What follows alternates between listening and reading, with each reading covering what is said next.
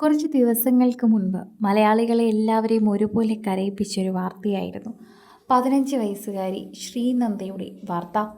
കുടുംബത്തോടൊപ്പം വലിയൊരു സംഘമായി യാത്ര പോയതാണ്. ചിക്മഗ്ളൂരിലേക്കുള്ള സന്തോഷമായ യാത്രയായിരുന്നു അത്.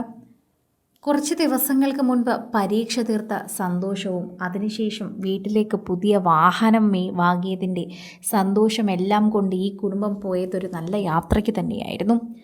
കുറച്ച് ദിവസങ്ങൾക്ക് മുൻപായിരുന്നു ഇവർ വീട്ടിലേക്ക് ഒരു വാഹനം വാങ്ങിയത്. ആ വാഹനം തന്നെ അച്ഛൻ വാങ്ങിയത് മകൾക്കായി ഒരു സർപ്രൈസ് നൽകിയായിരുന്നു. അത് കണ്ടപ്പോഴും പ്രേക്ഷകർക്കത് വളരെയധികം സങ്കടമായി മാറുന്നു. ഓരോ തവണയും പ്രേക്ഷകർ ആ വീഡിയോ കണ്ടുകൊണ്ടിരിക്കുകയാണ്. ഓട്ടോ സ്പാ കടമ്പഴിപ്പുരം എന്ന് പറയുന്ന ഒരു പേജാണ് ഇപ്പോൾ ഈ വീഡിയോ പുറത്തെത്തിച്ചിരിക്കുന്നത്. ഏർട്ടിഗയാണ് ഇപ്പോൾ ഇവർ സ്വന്തമാക്കിയത്. അത് വളരെയധികം സന്തോഷത്തോടെ ഏറ്റെടുക്കുകയും ചെയ്തിട്ടുണ്ടായിരുന്നു എന്ന് തന്നെ പറഞ്ഞേ മതിയാകൂ. ഞങ്ങളുടെ ഒരു ഹാപ്പി കസ്റ്റമർ ആയിരുന്നു എന്ന് പറഞ്ഞുകൊണ്ട് പലരും ഈ വീഡിയോ ഏറ്റെടുക്കുകയും ചെയ്യുന്നുണ്ട്. എന്നാൽ ഈ ഒരു സമയത്തായിരുന്നില്ല നിങ്ങളിത് പോസ്റ്റ് ചെയ്യേണ്ടതെന്ന് പലരും വിമർശനവും പറയുന്നു. അതിന് പിന്നാലെ വൈറലാകുന്നൊരു വീഡിയോ ഉണ്ട്. അതിലെല്ലാം മറ്റ് റീലുകളിൽ കാണിക്കുന്നതെല്ലാം ശ്രീനന്ദയുടെ ട്രോഫികളും അംഗീകാരങ്ങളുമായിരുന്നു. കലാപരമായി എന്ത് നല്ല കുട്ടിയായിരുന്നുവെന്നും എല്ലാത്തിലും മുൻപന്തിയിലായിരുന്നുവെന്നും ഇത് കാണുമ്പോൾ തന്നെ മനസ്സിലാകുന്നു. വീട്ടിൽ ഒരു ഷെൽഫ് നിറയെ തന്നെ ശ്രീനന്ദയുടെ ട്രോഫികളും സർട്ടിഫിക്കറ്റുകളുമാണ്. മാപ്പിളപ്പാട്ടിലും അല്ലാതെയും സ്കൂളിലെ സ്കൗട്ട് പരിപാടികൾക്കും എല്ലാത്തിലും മുൻപന്തിയിലാണ് ശ്രീനന്ദ. എല്ലാത്തിലും ആരും നിർബന്ധിക്കേണ്ട കാര്യമില്ല.